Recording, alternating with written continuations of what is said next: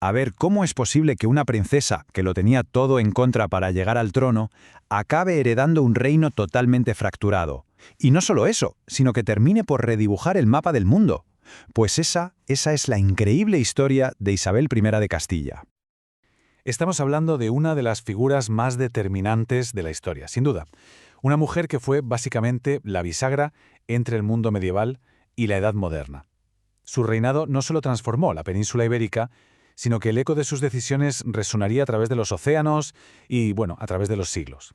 Vamos a situarnos un poco. Es conocida, claro, como Isabel la Católica, y su historia es la de una reina con una visión de hierro, una idea muy clara de lo que quería para su reino.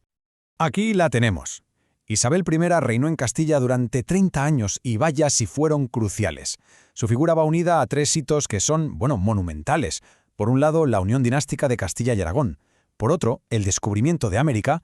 Y para rematar, el fin de la Reconquista. Ojo, que cualquiera de estas tres cosas por sí sola ya habría bastado para definir el reinado de cualquier monarca. Ella hizo las tres. Pero si hay algo fascinante, es que su llegada al trono no estaba para nada garantizada. Su camino hacia el poder fue una auténtica partida de ajedrez llena de intrigas, de alianzas y de decisiones de una audacia tremenda. Esta cronología nos dice mucho de su carácter, y desde bien joven, ¿eh? A ver, en el 68, con solo 17 años, es reconocida como heredera. Vale. Pero es que un año después, ¡zas!, desafía a su hermanastro el rey y se casa con Fernando de Aragón. Y esto no fue una boda romántica, para nada. Fue una jugada política de primer nivel. Y la cosa no acaba ahí. Cuando el rey muere en el 74, ella no se queda esperando, no. Se autoproclama reina. Así, directamente. Una decisión que, claro, la metió de cabeza en una guerra por el trono.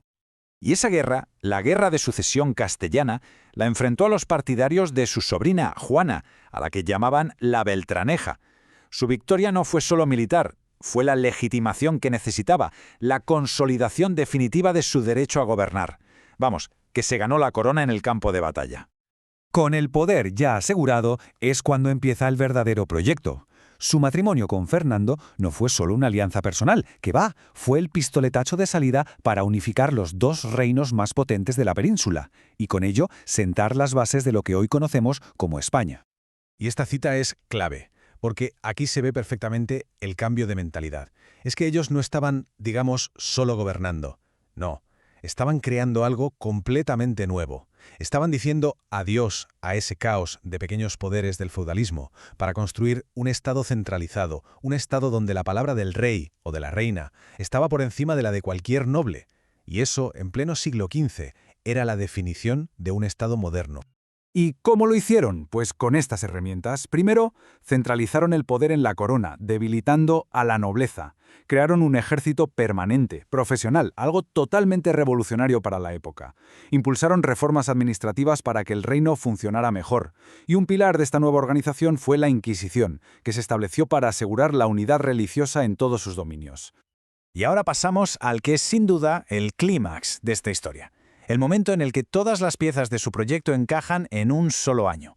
Un año que no solo definiría su reinado, sino que cambiaría el rumbo de la historia mundial para siempre. 1492. Pocas fechas tienen tantísimo peso. Para Isabel fue la culminación de sus mayores ambiciones. Y lo increíble es que estos tres eventos no son casuales, están totalmente conectados. A ver, la toma de Granada significaba cerrar casi 8 siglos de reconquista. Y por fin, la unificación territorial. El viaje de Colón, por su parte, abría la puerta a una expansión, a una escala global nunca antes vista. Y el edicto de expulsión, buscaba la unificación pero en el plano religioso. Territorio, mundo y fe. Los tres grandes pilares del proyecto de Isabel. Y todo se consolida en el mismo año. Es alucinante. Con el reino ya unificado y en plena expansión, el siguiente paso era asegurar el futuro, su posición en el gran tablero de Europa. Y es aquí donde Isabel vuelve a demostrar ese genio estratégico que tenía. El punto crucial es este. La política exterior se hacía en el altar. Cada uno de sus 5 hijos fue una pieza clave en una estrategia para tejer una red de alianzas con las grandes potencias de Europa. El objetivo principal era uno: aislar a su gran rival, Francia, y asegurar la hegemonía de su dinastía. Catalina, por ejemplo, acabaría siendo reina de Inglaterra. Casi nada.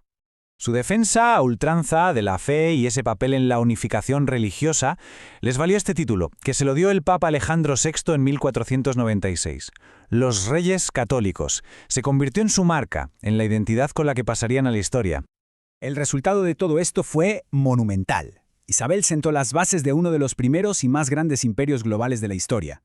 La expansión en América, que ella misma apoyó, se convirtió en la piedra angular de un poder que duraría siglos. Su vida terminó en 1504, y de una forma increíblemente simbólica eligió que la enterraran en Granada, justo ahí, en la joya de su mayor victoria militar, el lugar que representaba el fin de una era y, por supuesto, el comienzo de la suya. Y llegamos al final, y la pregunta que queda en el aire resume perfectamente lo complejo que es su legado. ¿Fue una visionaria, una estadista brillante que creó una nación y un imperio casi de la nada? ¿O fue más bien una fanática implacable que impuso la uniformidad religiosa a un coste humano altísimo? Pues, como suele pasar con estas figuras gigantes de la historia, es muy probable que la respuesta no sea ni blanca ni negra, sino que, de alguna manera, contenga un poco de ambas verdades.